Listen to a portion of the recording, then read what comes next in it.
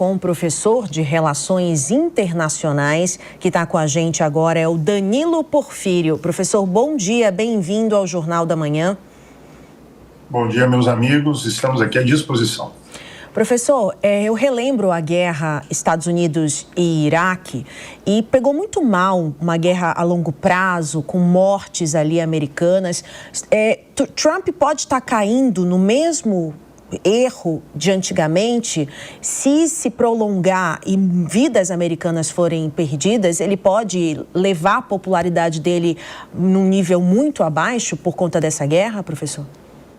Primeiramente, o que eu queria expor é que a estratégia de ação do Trump agora é muito diferente da guerra do Iraque desenvolvida no governo do George W. Bush. Né? A guerra do Iraque era uma guerra onde nós tínhamos não só uma ação de ar, mas uma ação em terra, uma ocupação. E aqui que é a causa do desgaste. Trump, necessariamente, pelo menos o que observamos agora, não está comprometido com uma ideia de ocupação, mas de ataque aéreo.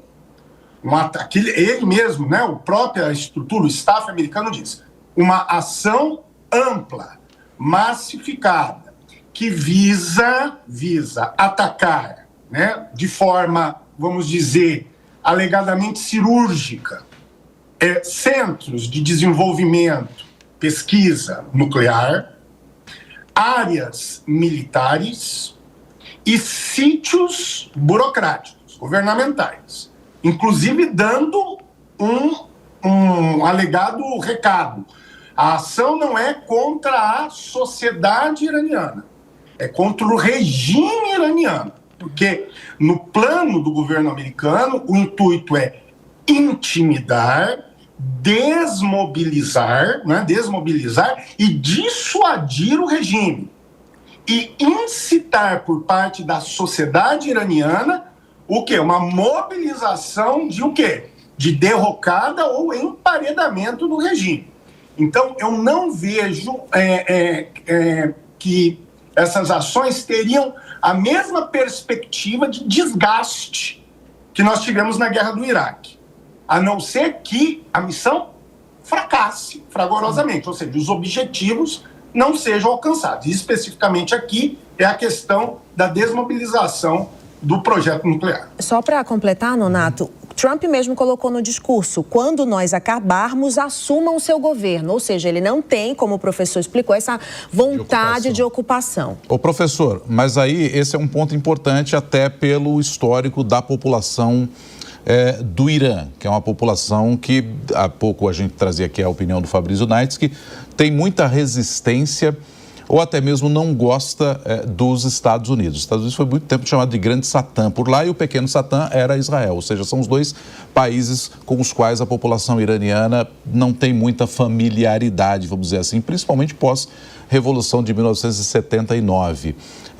O Trump pode atingir o objetivo de fazer com que a população se volte contra o regime ou, por outro lado, pode fazer com que a população se junte ao regime para enfrentar um inimigo externo? Porque é uma possibilidade ou não?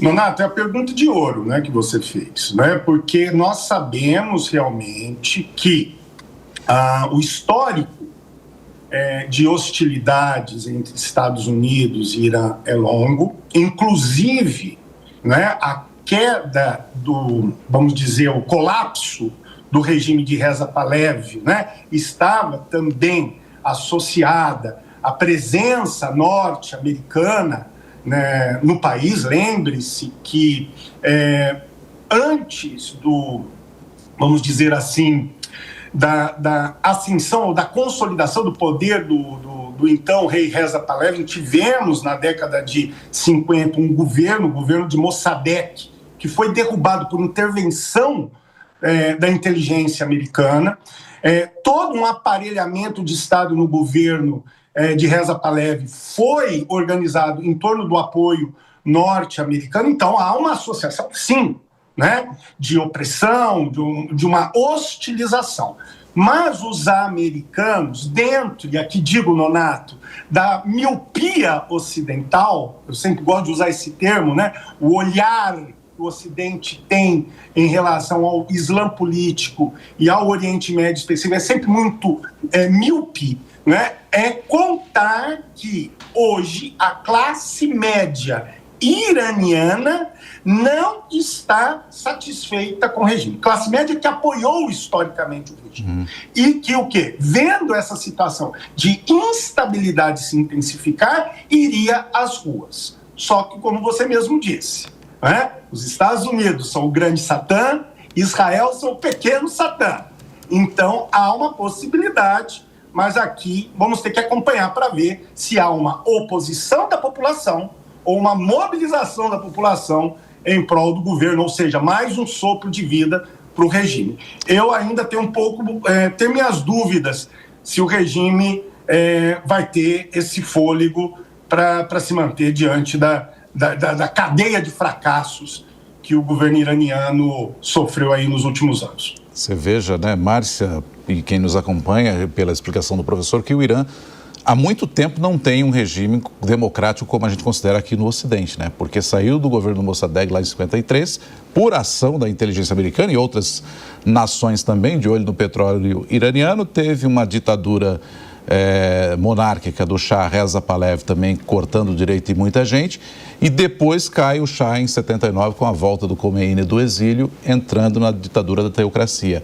Ou seja, os iranianos não viveram ainda essa democracia que a gente considera aqui no Ocidente. O Fabrício Naitsky, professor, tem uma pergunta para o senhor também. Fabrício. Professor, bom dia. Você mencionou agora há pouco a questão da miopia ocidental em relação ao Oriente Médio. A informação que a gente tem é de que o chefe da conjunto do Estado-Maior lá dos Estados Unidos, o general Dan Kane, não conseguiu garantir a Donald Trump quais seriam as retaliações do Irã, o tamanho da resposta iraniana e o risco que isso representaria aos militares norte-americanos em caso de ataque.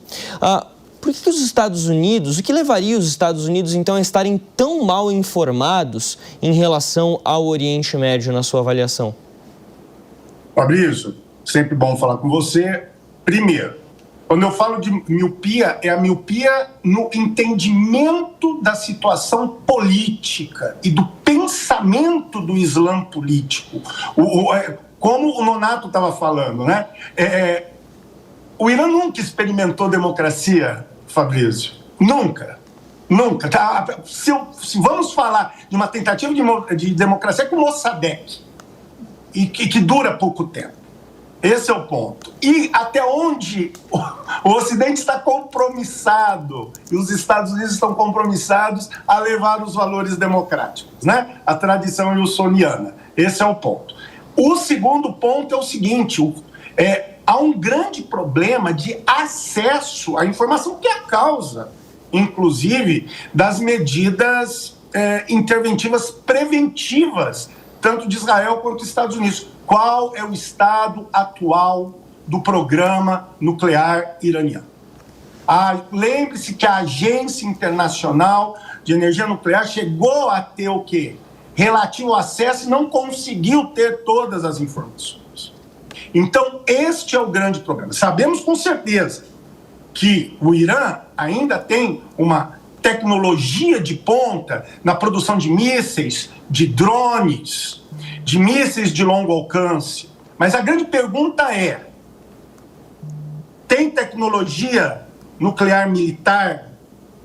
Bomba? Parece-nos que não.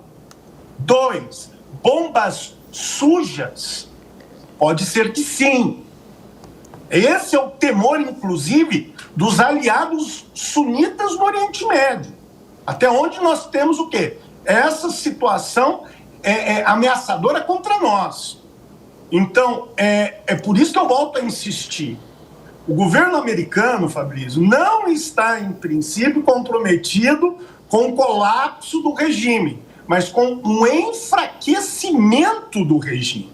Ele está forçando uma dissuasão, porque uma situação de instabilidade pode ser perigosa. E vou levantar mais um ponto. que nós temos que cogitar.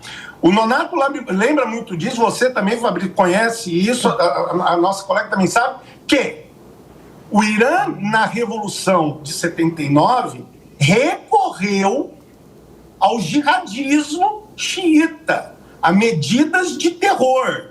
Num caso de emparedamento, até onde o quê? Nós não teremos de novo o quê? Ações terroristas. Vocês acabaram de falar que o consulado no Iraque foi atacado. Professor? Essa é a minha preocupação. Então, o grande problema chama-se instabilidade local. Essa é a preocupação dos sauditas.